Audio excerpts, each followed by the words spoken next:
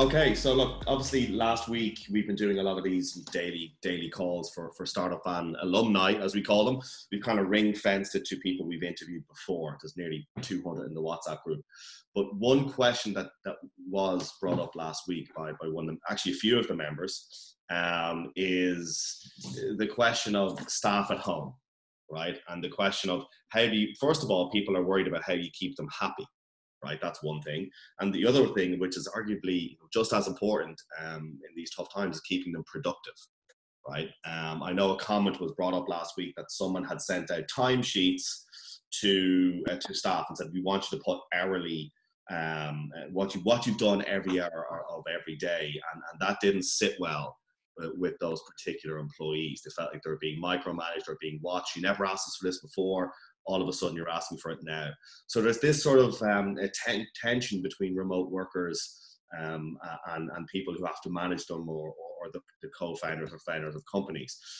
So we have David Berkeley on from Elevate Founders, who kindly said he'd come on and chat through some of these difficult questions that were asked last week, and we didn't have the answers for, basically. So David, look, thank you so much for joining us. We really appreciate it. It's been a while since we had you on the show, maybe 2 years. Around about 2 years? A year and a half. Yeah, maybe something like that. Yeah, it's great fun.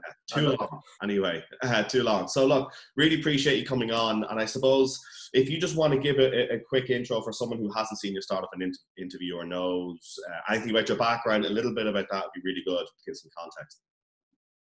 Yeah, great. No problem at all. So I kind of coach founders, startup owners, CEOs, senior management teams, do a lot of that sort of one-to-one. I work a lot on the people side. So for founders, that's a lot around kind of stress and running a fast-growing business where you don't always have the answers and everybody's looking to you for the answers. That can be quite stressful, and how you manage sort of burn rate and hiring and the pressure of getting a wrong hire and all those types of things. I kind of coach around that. I also do a lot with emotional intelligence, profiling as well. So looking to build the teams. So you've got the core capability of skills. Then the emotional intelligence is like another element to that, of how you can kind of gauge performance, how you build, efficient teams. So use that a lot with ongoing development of teams, and also in the recruitment as well. So it's quite good to get a little, look under the bonnet of the car before you buy it. So just things like what happens when they go under pressure. Do they go overly aggressive or passive, or how do their emotions play out?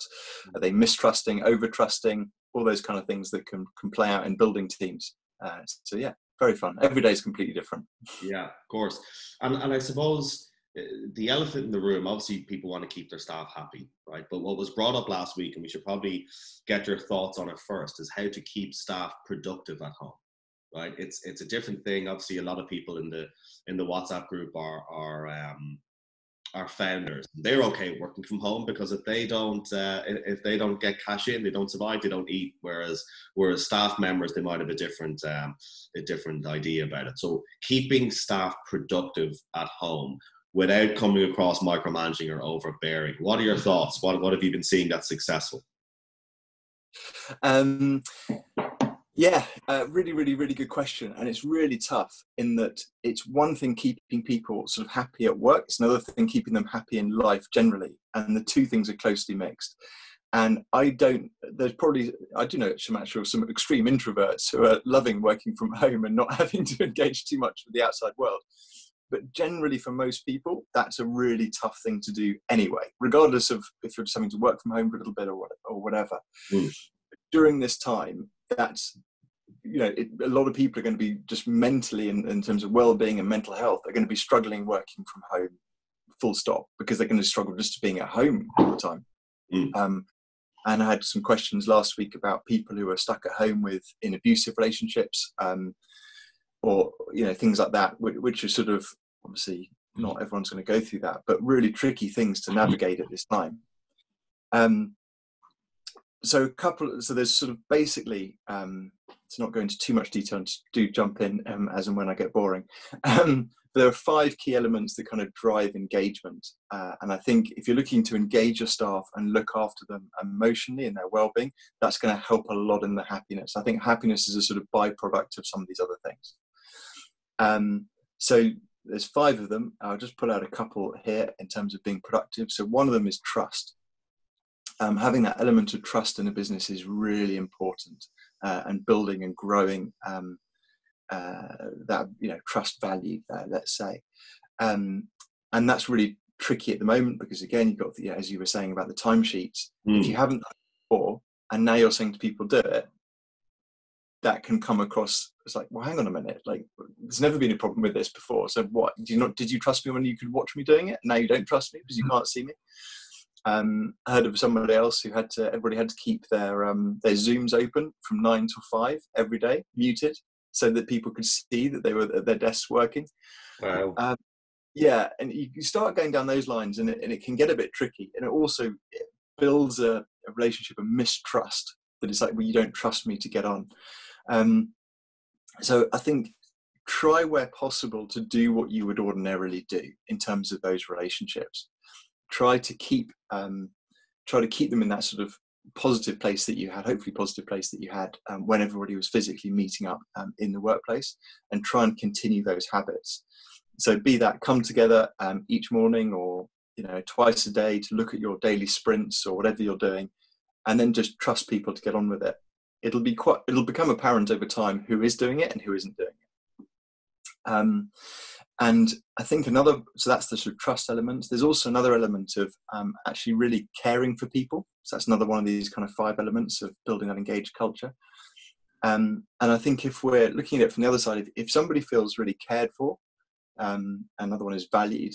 So if we make employees feel valued and cared for, I think that makes a really big step in that kind of productive, good mental health place to be. And at this time, I think we've got amazing opportunities as business owners, as founders, as CEOs. You have amazing opportunities to really build relational capital with people and staff and businesses.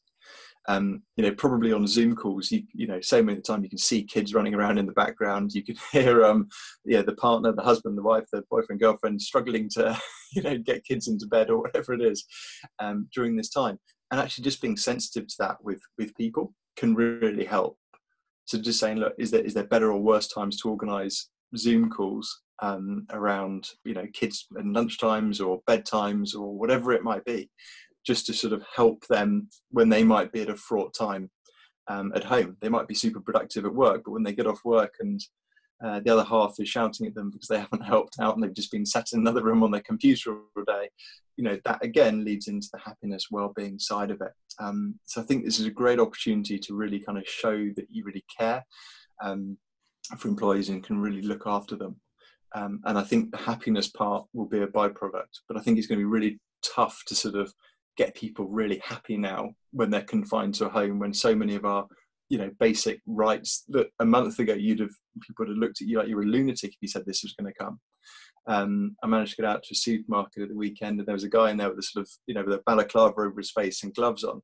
2 months ago you'd have thought there was about to be a burglary going on in the M&S, but now that's sort of commonplace and don't think about it. So things have shifted a lot, and the happiness will be a byproduct. But I think if we trust, really build trust with employees and show that we're really caring for them and valuing them, I think that's really important. How important is it to, obviously everyone's not in a position like a big company, say like the Financial Times, for instance. One of my housemates here, he works for the FT, and he was super excited and really happy when they said, go nuts, order as many screens as you want, mouse pads, keyboard, wireless keyboards, whatever you need to be as comfortable as possible at home. He had a field day, right? He went nuts, but he was super happy, right? Now he's screens, Yes. It's like the Matrix. But not everyone's in a position to go to that extreme, with the financial situation and people obviously tightening up on their cash. What are your thoughts around making sure staff are comfortable at home? Is that a responsibility to the employer, or what are your thoughts on that? Yes, it's kind of two things, isn't it? So one is, can people functionally do their job? Do they have all the stuff to perform the tasks that you've given them to the extent that you can? I think that is that again will vary from company to company. As you said, a lot of the startups I'm speaking to, cash is now king, and they are hoarding it and not spending it as best they can. So telling people to go mad and order whatever they want is going to be tricky. But I think also there's a practical point of, do they have all the things that they need? Can you create that office environment as best you can with the resources you have? I know of some companies who've got Ubers or taxis and just got equipment to people, which would be, I think, classed as essential for kind of work. And would also, if it decreases the chance that people going out and all those kind of things, that's got to be a good thing. So it's where possible, can they do that? The flip side, sorry, yeah. No, sorry, I thought you were finished. Go on, go ahead. Yeah, the flip side of that be, are there things that you could do to staff to make them around that, like little perks and benefits that could really help in other ways? For example, could you pay for Netflix subscriptions for 3 months? Could you pay for Disney Plus? If you've got someone who's got little kids and they're going to go up the wall, could you do that for them, which is going to cost you £5 a month per person, £6 a month, whatever it is? That could be a great way to build relational capital with people, saying, look, outside of work, we know you're going to be bored. Can we do something like this? Could we do something like that for you, just so you've got a bit of entertainment and other things around? I was just going to say, do you have any advice for people working at home that aren't used to working at home, where it's fine if you have a spare room, you can go, right, I'm turning that room into my office, and you can turn around and go, I'm going in there from 9 o'clock, I'll come out at 1 o'clock for lunch, and I'll go back in at 2, and I'll stay in there till 5. But not everyone is fortunate enough to have a spare room that they can turn into an office. So is there anything that you can advise around that? Yeah, I think the top tip that I would give is try not to sleep in the same room that you're working in. Just because for mental health, that can be, if the last thing you see at night is your screen and your files or whatever it is on the desk in the corner of your room, or your laptop by your bed, and that's the first thing you see in the morning, that's going to kind of over the coming weeks, that will play a big part, and can again lead to mental health challenges, let's say. If that isn't possible, try and put like a blanket over it, like turn it off obviously first, remove all the electricity from it, but then just put a blanket over it just so you can't see it, and so there's that little bit of separation. I think from where you sleep and where you for where you rest, let's say, than from where you work, and just having that separation can really help people. The other thing I'd say is try and really cultivate good habits each day. So try and do some exercise at home, try and eat as best you can, all those kind of things around it. But yeah, the big one would be, don't work where you sleep. I think that'd be a good top tip. An interesting question just came in from Mike B. On the other side, how do I get people to stop working? I'm finding some of my guys are working non-stop because they're stuck at home. Don't get me wrong, I love this, but I'm worried about burnout. Interesting. Yeah, really tricky. So for some people, it kind of depends on the person. So some people, if they love what they do, it's going to be harder for them to burn out from it. Where people will probably get more burnout is when what they're doing isn't working, and they're getting more and more frustrated by it as well. So I think one of the key things for staff is also to get them winning in things. This sounds really silly, but like sales staff at the moment are probably facing quite a tough time unless you're selling certain goods and services. A lot of salespeople are going to struggle to get meetings and book things. So how do you get them winning to build a positive mindset and everything going forward, which is really key. But going towards that, how do you stop people working? It might be that you can, again, this comes back to kind of organizational culture. It might be that you could organize some kind of work things for people to do, even if you just organize like a work quiz and get everybody on Zoom or something like that into little groups, go for it from there, just to give people that mental kind of break. Set people some, downtime as well. Set people some things to do outside of work that'll get them outside of their own head for a little bit, can also really help. But yeah, it's very, very hard to physically tell people to stop. you know, in an office, it's quite easy. You can turn the lights off and turn the power off and order everybody home. But it is harder when people are working from home. And so, and because we don't know how long this is going to be, you know, if we knew that it was going to be 2 weeks, you go, right, okay, everybody sprint for 2 weeks, we'll get through the next 2 weeks, then we're going to be, you know, getting back into normal. But because we don't know that, we don't know how long it's going to be, so that also can play into the burnout. But yeah, where possible, try and break up their work patterns if they're struggling to do that themselves. And also just jump on the phone and just talk to them, keep close to them as well at this time. Just, you'll get a measure for if they're beginning to burn out, and then you can perhaps talk to them and share other things that might, again, get them out of those unhealthy patterns. So yeah, I think investing in time, build relational capital. An interesting one, and again, just because I'm going to put up this recording, don't want to name business names or people or anything else, but around, because the question was brought up last week about how often you should have one-on-one phone calls. Obviously, you can talk to your team as a group, but you also want to check in on people, check on their mental health, you know, see how they're getting on with a particular project. Obviously, you're doing one-on-ones. One-on-ones can be done every 2 weeks, every month, whatever it might be in a regular business, but people are generally trying to do it once a day, from what I've seen, and some staff members on the flip side think that's too much.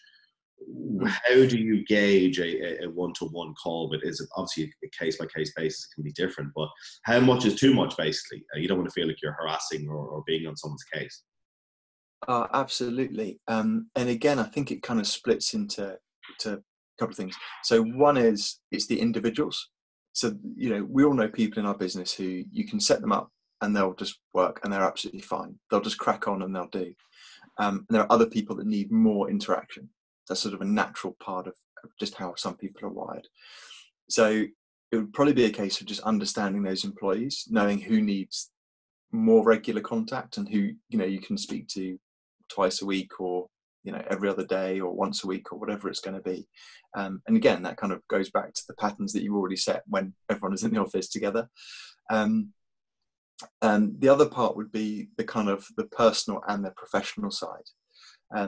So, you know, a lot of the time, one-to-one chats, you know, great on that professional side, but it's also a good opportunity to see how people are personally, which again goes back to the kind of caring thing and just making sure that they're okay as a person, that they've got, you know, that they're mentally okay. And for a lot of people, as I said, you know, they might be stuck on their own in a flat, or in an abusive relationship, or you know, tricky relationship, or back with family and the dynamics that go along with that, and trying to work and keep everybody happy, you know, can be really tricky. So I think, again, just having time with people as a person as well is really important. So just have, you know, investing into them as an individual can be really beneficial. But yeah, the flip side of that is also depending on how big your team is. If you've got 30, 40 people in the office and you're trying to speak to them every day, you're probably not going to get much work done yourself. So, you know, maybe split that down into the managers as well. See, that's what I was going to ask about meetings. Like, you can be working for a company that is fond of having a meeting every couple of hours, or is not, and are taking advantage of being able to pull a meeting out of a hat and just throw a Zoom link out and everyone jumps on the call. So what's your advice? On the one-to-ones is important, but actual group meetings, like most companies have, say, a meeting on a Monday morning, and then they'd close it off on a Friday afternoon. With what's happening at the moment, is it good or bad advice to have a meeting every single morning and close it off? You know, so do you continue going the way you are? Do you increase the meetings? Do you reduce the meetings? Yeah, again, really good question. I think where possible, I try and keep it as is. So go with what's been working well in an office. What people will miss is more often than not the small kind of offline interactions that people have. So it's those meetings that you get away from meetings. So, you know, walking back from a meeting towards your desk and someone saying, "Oh, what are you working on?" Or "What's happening?" And "Oh, how was your weekend?" That you're missing almost those kind of offline, you know, person to person kind of informal meetings, let's say. And so I think where possible, try and keep to the regular patterns. What might be better is to increase the volume of, say, team meetings. So if you know, developers meet, every other day, maybe have a quick check-in session, 15 minutes in the morning, again, just to make sure everyone's okay, clear on what they're doing, and really, sort of keep tight on those. The other thing I'd say on that is that using those meetings wisely as well. One of the things that, again, informally people usually do quite a lot of is recognition and appreciation, which is another part of building an engaging culture. So if you've got the kind of recognition and appreciation there, a lot of that happens quite formally in meetings, the employee of the week or whatever it is, but some of those happen quite informally as well. Walking back from a pitch meeting, oh, I really like what you did with the slides this meeting, that was really cool, or whatever it is. And so just try and, in the meetings, just really give praise and appreciation and recognition where possible too. And the other thing would be to ask staff as well. Ask staff what level of kind of interaction they want as well. That might be a really good thing to do. Do a little poll of people. How often do you want us to check in with you? Do you want us to check in daily? Do you want us to check in a couple of times a week? What would it be? And then you'll get that kind of feedback from people as well. That might be quite a good way to do that. An interesting one, and it's a really touchy subject, and feel free not to answer it if you don't want. But one thing that was we actually had one of our last interviews that we did a couple of months back for our daily show, and it was brought up about, obviously, everyone watching this live and everyone watching the recording, they're on here because they're managing a remote team. Some voluntarily, they've always been doing it, and some involuntarily because of COVID-19. You want to keep those people close, and there's one mission, and we're all in this mission together. But at the same time, founders struggle with fundraising. In this case now more than ever, and cash flow is a big issue, less runway. How should you communicate those shortcomings with your staff and be fully transparent? Or should that weigh on the founder's shoulders and keep it completely separate? Because you're supposed to be on one mission, and everyone's going towards this one goal. A friend of mine, really high paying job, really good at what he does, super qualified, Ivy League college in America, everything, right? And he's been told, complete transparency, there will be layoffs. I don't know if it's to be you, we're going to have to review it. And he said, I wish they didn't tell me, right? He would want to keep plowing on with his work, and ignorance is bliss. But then someone else might want to be informed. What is your opinion on that? Because it's such a tough subject at the minute. Yeah, it's really tough. I was speaking to some entrepreneurs last week, and one of them said, "Oh, we've always been very open and transparent about our runway, and now we don't think we should be." And I was like, "Oh, okay." The ears sort of pricked up at that, and I was sort of, "Okay, well, if you've always been quite open and transparent about it, and now you're not, people will probably assume the worst." That's usually where people go under pressure, and so it might not be you want to communicate that in the same way. And do like a day and an hour kind of countdown in the corner of everybody's screens or whatever till you run out of cash. I mean, that would be inappropriate. But it's looking at kind of, I think, where possible, keep things the same as you'd always been doing. But also just know that there's enough fear in people's lives generally outside of work, let alone then it's kind of internally as to what's actually happening day to day for people as well.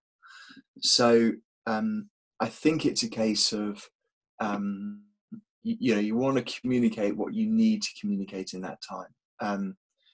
Boris Johnson, again, some people might hate him, some people might love him, and this is no, view on his politics or anything. But in terms of how he's kind of paced and led some of the meetings over the daily updates over the last few weeks has been, I think, really, really good. And then he's given the people the information they needed at that moment.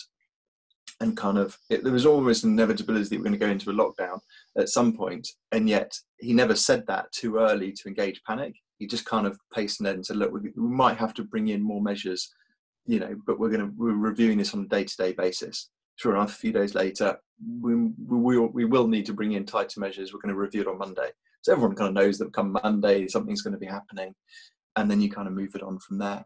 And so I think if there is bad news and things like that, I think just it's better to sort of not panic that. I think sometimes people can kind of react to these kind of things and just in a panic say, oh, this is what might happen. We just had this, email from the accountant saying that it's all doom and gloom. I just wanted to let you know right now, without actually having all the facts. So I think it's kind of where communicate sensibly and rationally where possible. So a lot of the things I'm doing with my clients at the moment is just trying to how you effectively communicate. And also you want to keep building that trust as well, as we talked about earlier. Done really well, that can build trust. And people aren't going to be, people aren't stupid. They're going to realize that if sales are slowing down, that is going to impact the company. But I think if you're always trying to act in the best interest of the employees and always trying to look after people and do the best for them, best for the business, then I think you're going to be along the right lines on that. But yeah, to summarize, I think try and keep what you've always done. Try and keep that in the main. And also just really use it perhaps as a way to bring everybody together and to build that sense of belonging to the organisation, that this is what we're doing. Had a call with somebody over the weekend about the furloughing of employees, and they as an employer felt horrific about it, and they just wondered what they could do and maybe do some like group coaching or something over those few weeks. But it's also just explaining to people in a way that this is for the best for the business at the moment, but also a way that we really want you to come back and communicate that this is unprecedented times. And it is going to be tricky for us and for a lot of businesses, but we just really want to make sure that you are valued and supported through this. But also we need to make sure that we still got a business at the end of this. So these are the decisions that best give us an opportunity to come out of this the other side and to really build on it. Of course. Well, that is us. That's pretty spot on. Just coming up to 1:30. But David, thank you so much for that. Super useful. Getting loads of messages through saying that was great, and people are going to put a lot of that stuff into practice, which is really good, right? So thank you so much. That's exactly why we do these. If you don't mind, Startup Van are going to share the recording to the Startup Van group for people that couldn't make the talk. Is that okay? But if anyone wants to reach out, also I'll share your details if you're okay with that. Absolutely. And we'll all get through this together, right? Absolutely, we will. Right, perfect. Thank you so much, David. Really appreciate it.